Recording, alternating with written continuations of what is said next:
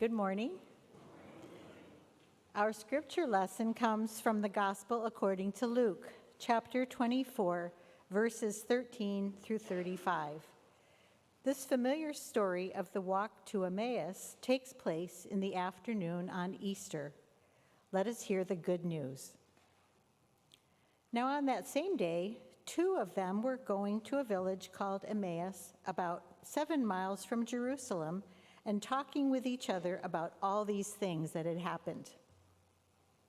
While they were talking and discussing, Jesus himself came near and went with them, but their eyes were kept from recognizing him. And he said to them, "What are you discussing with each other while you walk along?" They stood still, looking sad.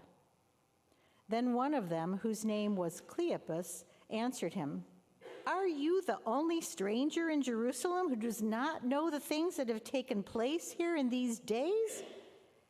He asked them, "What things?" They replied, "The things about Jesus Christ of Nazareth, who was a prophet mighty in deed and word before God and all the people, and how our chief priests and leaders handed him over to be condemned to death and crucified him. But we had hoped he was the one to redeem Israel. Yes, and besides all this, it is now the third day since these things took place. Moreover, some women in our group astounded us. They were at the tomb early this morning, and when they did not find his body there, they came back and told us that they had indeed seen a vision of angels who said that he was alive. Some of these who were with us went to the tomb and found it just as the women had said, but they did not see him." Then he said to them, "Oh, how foolish you are, and how slow of heart to believe all that the prophets have declared. Was it not necessary that the Messiah should suffer these things and then enter into his glory?" Then, beginning with Moses and all the prophets, he interpreted to them the things about himself in all the scriptures. As they came near the village to which they were going, he walked ahead as if he were going on.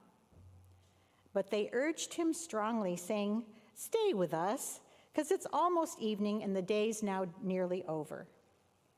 So he went in to stay with them. When he was at the table with them, he took bread, blessed and broke it, and gave it to them. Then their eyes were opened, and they recognized him, and he vanished from their sight. They said to each other, "Were not our hearts burning within us while he was talking with us on the road, while he was opening the scriptures to us?" That same hour they got up and returned to Jerusalem, and they found the 11 and their companions gathered together. They were saying, "The Lord has risen indeed, and he has appeared to Simon."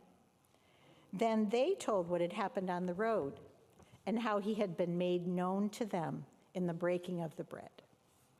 May this good news inspire our daily walk of faith. Thanks be to God.